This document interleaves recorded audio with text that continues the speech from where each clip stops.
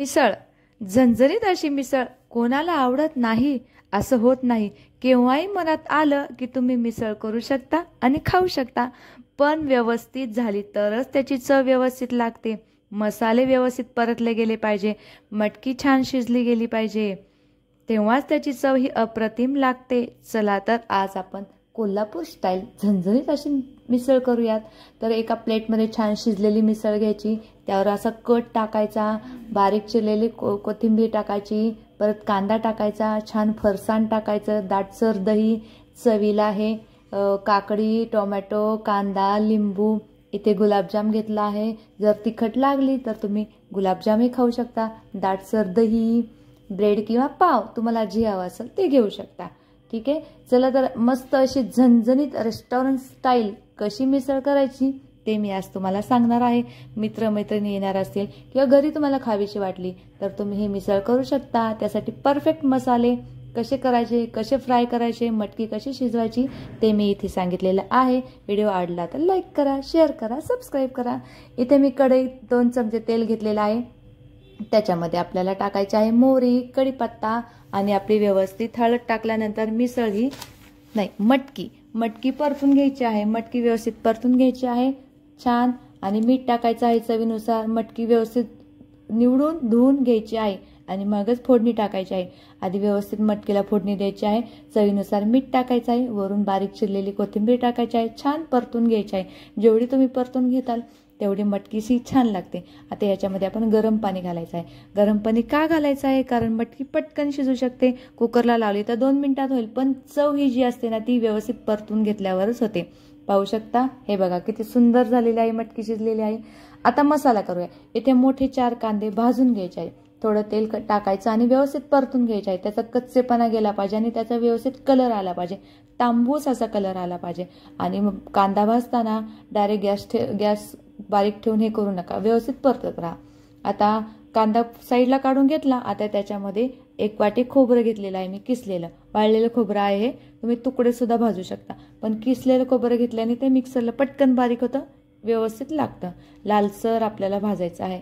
हे बघा अशा पद्धतीने एकसारखं फिरवलं ना चमचा की व्यवस्थित भाजलं गेलं जातं। डायरेक्ट जर तुम्ही गॅसवर ठेवलं ना की ते जळून जातं। हे बघा मस्त भाजत आलेलं आहे, हे व्यवस्थित एकसारखं भाजलं गेलं पाहिजे, कुठे लाल कुठे पांढरं असं नाही, नाही तर मग त्याचा कलर सुद्धा तसा होतो। जे लाल भाजलेलं आहे खोबरं ते बारीक होतं आणि जे पांढरट आहे ते पांढरं पांढरं दिसतं आणि मोठं मोठं दिसतं। हे बघा अशा पद्धतीने खोबरं भाजून घेऊया आणि आता हे खोबरं आपण काढून घेऊया। मिक्सरच्या भांड्यात कांदा, खोबरं, कोथिंबीर व्यवस्थित त्याची छान मऊसूदाची पेस्ट करायची। चला आपण तर्री फोडणी टाकूया। जरा 2 चमचे तेल घेतलेलं आहे, तेल थोडं जास्तच घ्यायचं आहे, तर्री पाहिजे आपल्याला।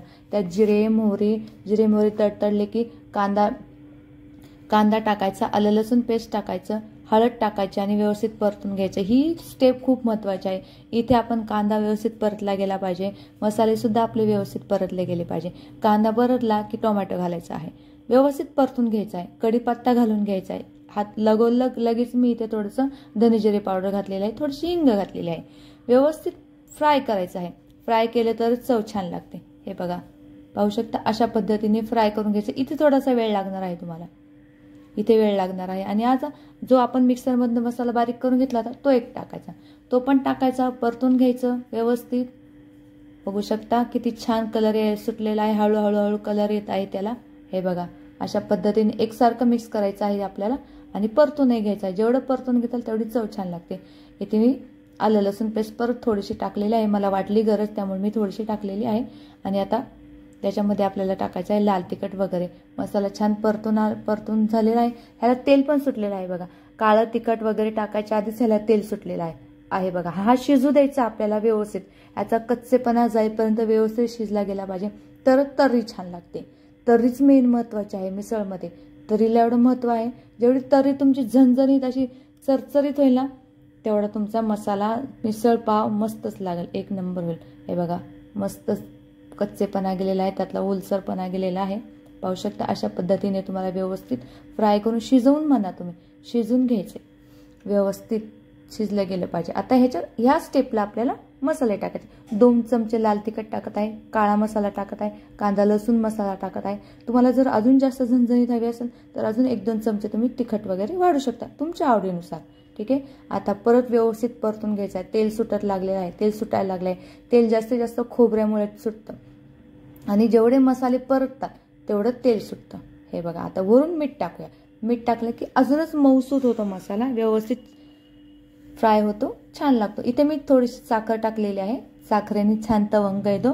साखर ऑप्शनल आहे, तुम्हाला जर नसेल आवडत तर तुम्ही नाही टाकू शकत, नका टाकू. हे बघा, तेल किती सुटलेलं आहे, सुंदर असं छान. आता याच्यामध्ये गरम पाणी टाकूया, म्हणजे टेम्परेचर बरोबर राहील. मसाला आहे गरम, पाणी गरम, बरोबर पटकन उकळेल. पाहू शकता किती छान उकळे आलेलं आहे, तवंगही किती सुंदर आलेला आहे.